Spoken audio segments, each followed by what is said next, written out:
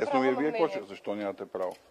Вие сте български граждани, имате право на мнение. Добре, господин Пески, щом започнахме с записа. Във втория запис, който излезе, се твърди, че Асен Василев казва, че кешът е в президента. Нещо, което сме чували и от вас по отношение на президентската институция. Това прави ли го по-достоверен и за какъв кеш става дума? Ми питайте ги, те бяха заедно. Явно знаят за какъв кеш става въпрос. Аз не мога да кажа. Аз наблюдавам като вас какво излиза.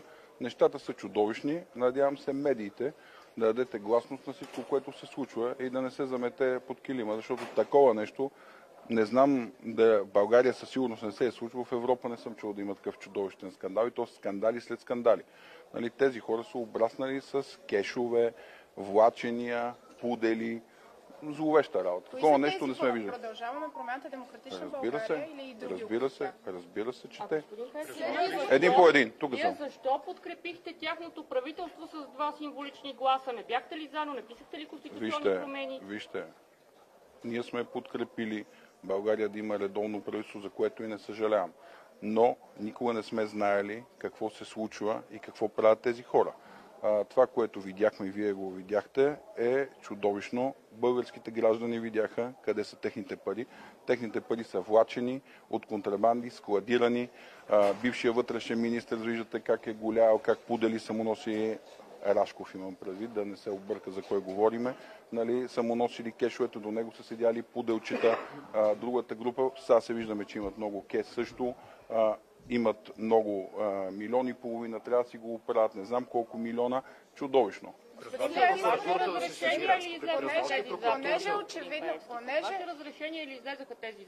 Понеже очевидно се намираме в предизборна кампания и се отправят различни обвинения от всички страни, Асен Василев каза, че вашите амбиции са към премиерското място, а тези на Борисов към президентското. Имате ли такива амбиции към Дондуков едно? Сега, това кой какъв ще бъде, го решават хората. Но за Асен Василев, лично в присъствието на господин Цонев, Асен Василев лично ме е молял да го подкрепиме да бъде вице-премиер. Той мечтаеше за това, да не е просто един министър, както казваше, за да може да го управлява ефективно според неговите думи. И неговата съкровена мечта беше да стане премиер след Мария Габриел, следващата ротация да бъде махнат Денков и той да бъде премиер. Това са думи, зад които аз седа, с наша подкрепа, разбира се. И я предлагаше и ние да имаме министри, дори да имаме вице-премиер, да ги разширят на 4, да има от ДПС вице-премиер. Нали? Всичко това му е отказано. Мечтите им на тях са само за вас. Христо Иванов да продължа. Отново присъствие на господин Цонев, който ми го натресе тази шехерезада. Една година ме убеждаваше да го приема. Аз не желах да общувам с Христо Иванов, защото знам неговите увързаности с олигарха Иво Прокопиев, нали, че той е едно прокси просто и няма собствена воля този човек. Но, господин Цонев, моля те, една година ме убеждава да разговаряме преди това, преди да стане този парламент. Христо Иванов много отдавна иска да контактува с ДПС и накрая да ви разкажа нещо, зад което седа и господин Цонев е свидетел. Христо Иванов каза, аз искам да бъда президент, имам нужда от подкрепата на ДПС за това. Важно е да ликвидирам ПП и да бъда единствен лидер на дясното. След това да мога да стана президент, предлагам господин Пеевски, вие да бъдете премиер, зад което седа, имам свидетел. Така. И важната цел на Христо Иванов е да пенсионира Борисов.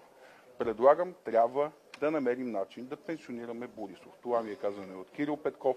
Борисов да му се намери някакъв пост в Европа ли, някъде ли, нали, на остров ли, както предлагаха преди това. Разбраха, че на остров не може, нещо друго, но се опитаха в този сценарий да ми инкорпорират и мене.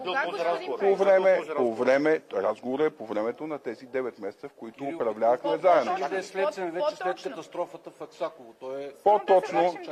По-точно, не веднъж. Тази оферта не е била веднъж. Аз я споделих на господин Борисов как искат да го пенсионират и затова му казвам и днес. Ако той някога с тези пуделчета смята да управлява и те му драскат на вратата в банкия, да знае, че те носят зестра много каруци с кеш. Благодаря ви. Искам да ви попитам за кмета на Омуртаг.